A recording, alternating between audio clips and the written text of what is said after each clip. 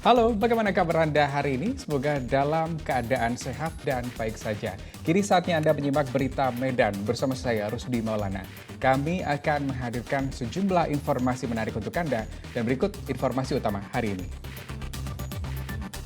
Rumah sakit Vita Insani di Kota Pematang Siantar terbakar.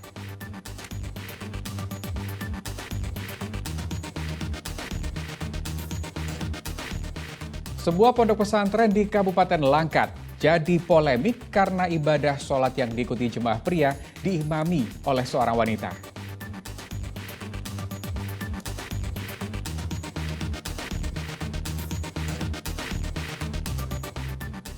Polda Sumatera Utara masih menyelidiki kasus tewasnya anak SD yang diduga akibat tindak pidana perundungan dan penganiayaan.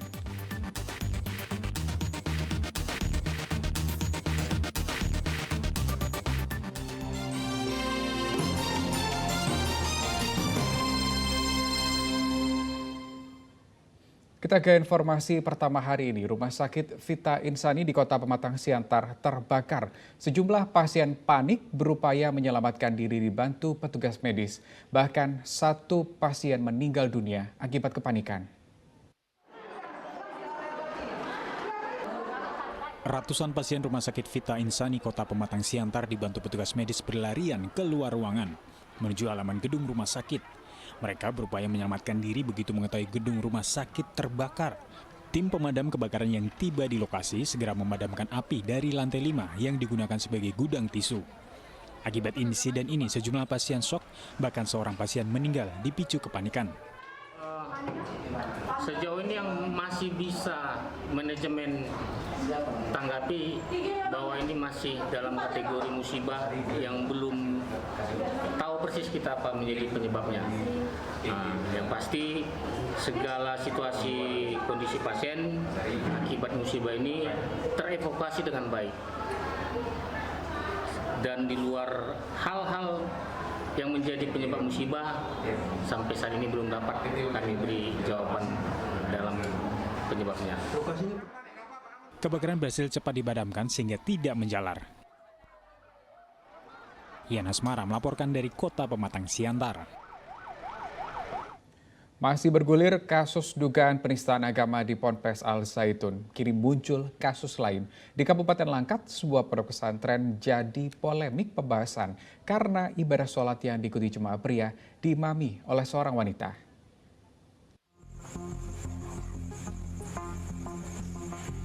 Jagat dunia maya dihebohkan dengan dugaan ajaran menyimpang di pondok pesantren yang bernama Al-Kafiyah. Dalam video yang beredar, Ponpes yang terletak di Kabupaten Langkat ini memperlihatkan seorang wanita bercadar menjadi imam sholat. Selain itu, terdapat di mana salah seorang ustazah disebut memperbolehkan pelaksanaan sholat melebihi jumlah rakaat untuk menggugurkan kewajiban sholat pada hari mendatang. Meski telah di-take-down dari media sosial, postingan video telah lebih dahulu meresahkan warga. Polisi pun bergerak cepat mendalami video yang beredar tersebut.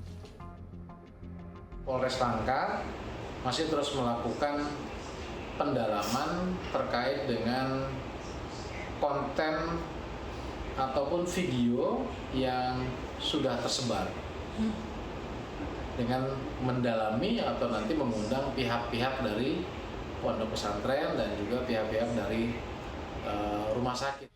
Sementara saat dimintai keterangan Padepokan Sendang Sejagat yang membuat video tersebut meminta maaf. Menurutnya, video dibuat untuk mengedukasi masyarakat jika adegan sholat tersebut salah. Saya memang mengakui juga bahwasanya apa yang kita buat itu sebenarnya sudah sangat menyinggung tentang agama. Jadi kita di sini juga meminta maaf kepada semuanya karena yang ditampilkan itu adalah sinetron berseri. Untuk apa? Untuk edukasi dan pembelajaran seperti itu. Terlanjur membuat heboh dan resah warga, MUI Sumatera Utara akan memanggil pihak Padepokan Sendang Sejagat dan Pesantren Al-Kafiyah. Karena berbagai ucapan, tanggapan dan sebagainya, kebetulan pimpinannya lagi menunaikan ibadah haji.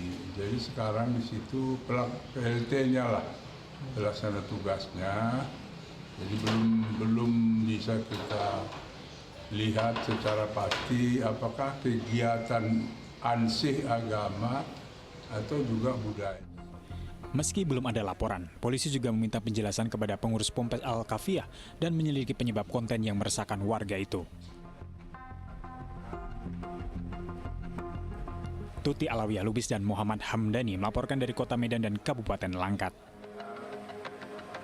Kita ke informasi lain, emak-emak paruh baya di Kecamatan Tanjung Morawah, Kabupaten Deli Serdang mencuri 1 slop rokok. Barang curian nekat ia masukkan ke dalam rok.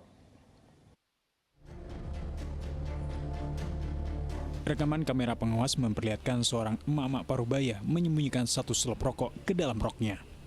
Pencurian ini terjadi 1 Juli lalu. Pelaku datang ke sebuah toko yang berada di Gang Rasmi, Desa Bangunsari, Kecamatan Tanjung Morawah, Kabupaten Deli Serdang. Pelaku terlebih dahulu mengelabui pemilik toko dengan berpura-pura membeli dan membuat sibuk pemilik toko. Ketika pemilik toko lengah, 1 kantong plastik berisikan rokok langsung dilenyapkan di dalam roknya. Pelaku kemudian kabur dengan alasan ada barang yang ketinggalan dan berjanji akan kembali. Posisi di toko itu abang saya sama kakak ipar saya belanja ke Polda. Nah, di saat lengahnya abang saya sama kakak ipar saya ini, nah dia beraksi. Nah, dia lakukan itu, pertama ada dia beli Indomie gitu, nah dalam Indomie ini kardusnya isinya dikeluarin. Nah, jadi seakan-akan nanti semua rokok dan pesanan dia itu digabungkan dalam 1 karton. Nah, ternyata salah kalau misalnya kita menurut kita begitu. Nah, rokok-rokok itu udah disatukannya. Nah, dia pergi keluar ambil ke jok motor dia itu plastik warna hitam. Nah, di situ dimasukkannya lah ke dalam roknya, beraksi dia secara cepat. Mungkin dia udah biasa sih. Dia bisa karena biasa mungkin. Nah, itu sih. Itu apa aja sih barang yang diambil dari toko ini, Kak? Jenis yang memang diambil dia dibawa dia itu total jenisnya itu memang rokok semua. Kalau rokoknya itu tidak boleh minta pun enggak. Ada lebih kurang berapa jumlahnya, Kak? Kalau untuk nominalnya 1,5 ada. 1,5 juta ya. Atas kejadian ini pemilik toko rugi sekitar Rp1.500.000. Korban berharap pelaku mengembalikan barang yang telah dicurinya. Jika tidak, ia akan membuat laporan ke pihak kepolisian. Muhammad Hamdani melaporkan dari Kabupaten Deli Serdang. 2 jasad pria ditemukan mengambang di sebuah parit di Jalan Aha Nasution, Medan, Johor. Kedua jasad ditemukan dalam kondisi yang mengenaskan, luka robek di perut dan kepala pecah. Adis Saputra dan Mardian, warga Kelurahan Sarirejo, Medan Polonia, ditemukan tewas mengambang di sebuah parit Jalan Aha Nasution, Medan. Kedua korban diketahui merupakan relawan pengatur lalu lintas di sekitar kantor Kejaksaan Tinggi Sumatera Utara. Polisi menduga kedua jasad ini merupakan korban kecelakaan, sebab di sekitar lokasi penemuan jasad ditemukan 1 unit mobil dalam keadaan rusak. Polisi yang tiba di lokasi melakukan olah TKP. Hasilnya ditemukan adanya jejak bekas benturan pada 3 pohon dan 1 tiang listrik. Polisi telah memeriksa 6 orang saksi, termasuk petugas kebersihan yang menemukan jasad tersebut. Juga mobil dalam keadaan rusak berat. Kemudian posisi di samping ada mayat juga ada pohon bekas seperti kena tabrak. Jadi ada pohon kayu, beberapa pohon kayu yang kompel, kemudian juga tiang listrik yang dalam keadaan bengkok.